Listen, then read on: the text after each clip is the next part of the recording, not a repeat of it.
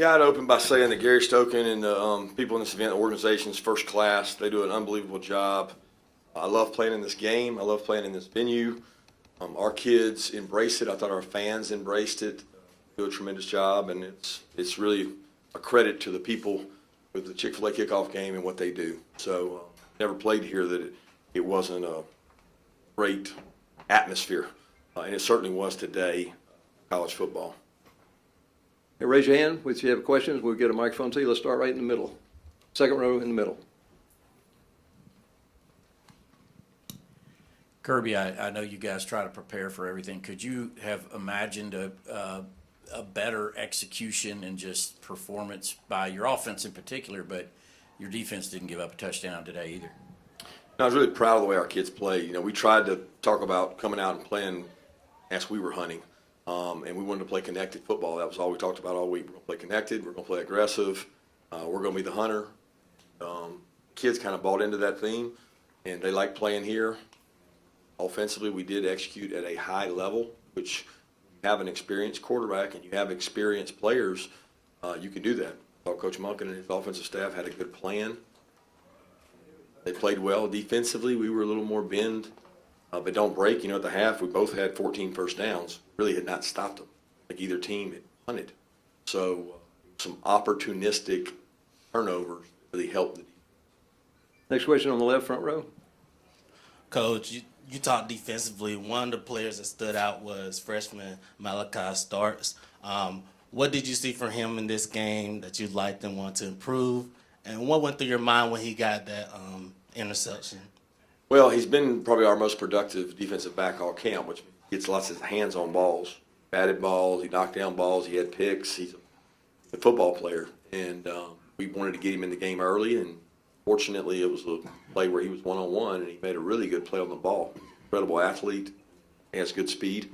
He's got a lot to learn, and I thought he played with great composure today, and he's a really talented player. Next question on the far left. Go ahead, yeah. Coach, you had 10 different players catch a pass today and 5 different players score touchdowns. What does that say about the depth of your skill positions? Well, I don't know that we have great depth. I know that we can spread the ball around. We don't have the depth we need, especially at the skill position. Talking running back, wide receiver. We've got good depth at tight end, but we don't have the kind of depth we need at those other positions. That's the product of Stetson being able to get to first, second, third, read, and then also scrambling and making plays with his feet. I can only imagine how you feel calling a game against a guy that when you win, get somebody back there, they don't tackle him. Then on top of the fact he knows where the ball should go. You have an accurate passer, good protection. It's hard to defend. Next question, front row. Kirby, I know, especially after one game, you're going to want to keep expectations in check, but things are going to Expectations are definitely already in check. Don't have to worry about that. I was going to say externally they're going to be astronomical. So is there anything you can say now after that one game in terms of how good this team can be or what the ceiling can be? Externally, we don't listen to. That's the key word you just said. Externally, there's expectations every year. We embrace expectations. We hunt. We go do the best job we can, and if it falls short, it falls short. But I don't look at it from the expectation standpoint. I look at it like, what can we do better? How do we improve? How do we get more players playing winning football? Because everybody in this room knows we're going to lose somebody. Somebody's going to be injured throughout the year, and how do we get them better? But the expectations I have is for our guys to play at their best and our coaches to prepare at their best, and I think that our guys really did that this game. Question in the second row. Hey, Coach. I was wondering if you could comment on the D-line and their ability to get pressure today. Yeah, I don't know. I didn't think we didn't have any sacks, did we? No, it's hard to sack Bo Nix. Hard. He's smart. He knows where to go with the ball. Their plan on third down was to throw the ball before you got there. You know, we had some pressures called, and doesn't matter if you throw the ball in 2.1 seconds. And they screened us a lot. So you're not going to get many sacks in that. We've got good rushers. We got guys that'll be productive. But we knew going into the game, he's hard to get on the ground. I mean, he probably got out of 3 or 4 sacks. And our guy got out of 3 or 4 sacks. That's the difference in college football right now, is not having those negative lost yardage plays, and you just throw it away and you go win the next play. Question front row. Coach, Christopher Smith, right before he had the big interception, had horse collar tackle penalty. But what does that say, and what kind of message does that give to the rest of the defense of, next play, forget about the last one? Yeah, he embodies that. He's next play mentality. That's all we talk about is next play. We had a guy jump offside, next play. We had a guy hold, next play. So, well, you got to play the game. And if you have too many next play mistakes, you won't win football games. But you have to play the next play as if nothing happened. And I thought, we had several guys make some mistakes today that overcame those. Okay, next question in the back over here, and then we're going to go to the third row in the middle.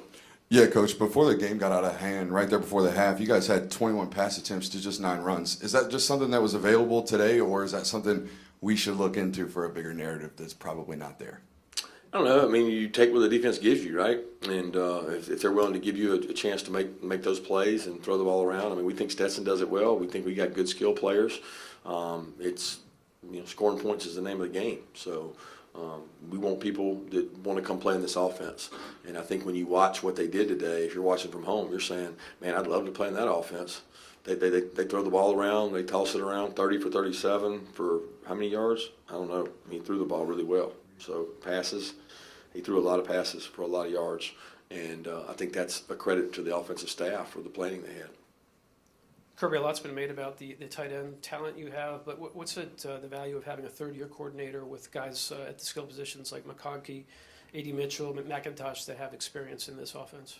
Yeah, it makes games like this much easier, right? It's kind of like the reverse of last year. We had guys on defense in those same spots, and they were really comfortable and confident, and it was reverse of that this year in terms of offense. You got to realize we went against that for 2 scrimmages with our defense, and it's frustrating because you got a guy that you can't get on the ground. He makes a play. You got good skilled players. If people execute at a high level and do their job, then you become hard to stop and you become efficient. And I think that we could be more explosive because some of our explosives came off broken tackles. But we want to be able to throw the ball down the field and we want to be able to spread the ball around. Okay, on the left here. Yeah, second row, go ahead. Yeah, Kirby, it seemed like y'all have made a conscious effort to get both Kenny and Kendall the ball, throwing it to him out of the backfield. Just what did you see from those two as, like you mentioned throughout the fall, you look to replace the production from James Cook as a receiver? Yeah, I think you want to get the ball to players that can make plays and make people miss. So when you start ranking the chart, you say, okay, who do you have that are going to make people miss and extend plays? Kenny's one of those guys, but we've got several other guys at tight end that can make people miss, receivers that can make people miss. So you become hard to defend the more people you have that can touch the ball. But none of that happens without the quarterback and the offensive line to make that happen. And they were very efficient today. Let's go to the back row here, and then I'll come back to the front. Back on the left. There you go. Yeah, Kirby, Stetson career-high passing yards today. Obviously told he's the starter off season. Is there anything to that, or is it just he went out there and played within himself? I mean, yeah, there's something to him being the starting quarterback the whole time, right? Like if we had rotated 1s and 2s and you guys had debated who the starter was, would he have played this well today? I don't know. I don't think Stetson really gets affected by anything I do, you do, or anybody does. Stetson lives in his own world, and he does a really good job of blocking out all the noise. The guy had a flip phone, okay, in 2021. So he doesn't really get into all that, and I think that's what his kind of edge is. All right, and he made some plays that he didn't make the right decisions on today, and he knows those. He knows his mistakes. He's got to be smart. He does things that maybe we don't ask him to do, but he did make some plays with his feet. And I think you take the good, and I'm not going to call it bad, but you take the good with his poor decisions. Front row in the middle, go ahead. Hey, Kirby, what was the question you wanted answered today, and did you get what you were looking for? Yeah, I want to come out and play aggressive. And I told our team, I don't care about the results of the game. I don't care about all I care about is did you come out and play aggressive? And we tried to make it really simple. And I thought they came out and played aggressive. I thought we called the game aggressive. I thought Coach Monken, I thought Coach Schumann did a tremendous job with both their staffs. Our staff is the best it's ever been. We got a great staff right now, and it's awesome because we've got a great. We've always had good staff, but we've got a really great staff right now in terms of guys enjoying to work together and putting plans together, and I thought they did a great job of doing that. We got time for 2 more. Let's take one on the left and then the one on the back right. Go ahead on the left. Coach, talk to me a little bit. How was it to go up against the old friend and Dan Lanning? Well, it wasn't about Dan Lanning. It really wasn't. I saw him before the game. Got a lot of respect for him. We talked about talking after the game and telling each other tendencies or ideas we had to try to get better. We agreed not to share with other people because it only hurts both of us. And I got a lot of respect for Dan. You know, some of those players were out on that field. Dan Lanning recruited. And Dan Lanning did a tremendous job for the University of Georgia while he worked for the University of Georgia. And now he's working for Oregon. He's going to do a really good job at Oregon. He's relentless. And they'll bounce back from this. And he knows that we got better players. And he'll never say it, but he knows we got better players, and I respect how he works. You got a last question on the back? Back here. Oh. Yeah, got two. One, are you suggesting that Stetson no longer has a flip phone? I don't think he does now. I think somebody said he didn't. I don't know. I hadn't checked. And Georgia's one of the only teams that didn't really go out and get a lot of transfers in the SEC. Was that a strategy by you coming into this season for one reason or another? No, people always ask that question. I'm not anti. I think it's awesome to get a transfer that can help your team somewhere, right? And we lost out on some guys that we wanted to get. And once we lost out on the players that we thought improved our team, we weren't going to take a transfer so that I wouldn't have to answer a question about not taking a transfer. So we didn't want to just do it. We wanted to upgrade our roster. And if you don't feel like somebody upgrades your roster, then don't do it. And you're always exchanging a transfer for a high school kid that you could bring in here and develop. And that's a lot of college coaches' fear right now. They don't want to bring a high school kid in because they're worried they're going to leave. So you better do a good job of farming your own place and make sure they understand that it's not easy here. It's hard. But if you buy into hard, you'll be like those 10 other football players in there that are playing the National Football League right now that are shaking their hands. And they love it. So that's what we're trying to sell is come hang out with Trayvon, Jordan, N'Kobe, George Pickens, and all those guys, and you'll be like them one day if you work. And the kids that we attract are usually the ones that want to stick around and do that. Thanks, Coach. Thank you, guys. And stand by some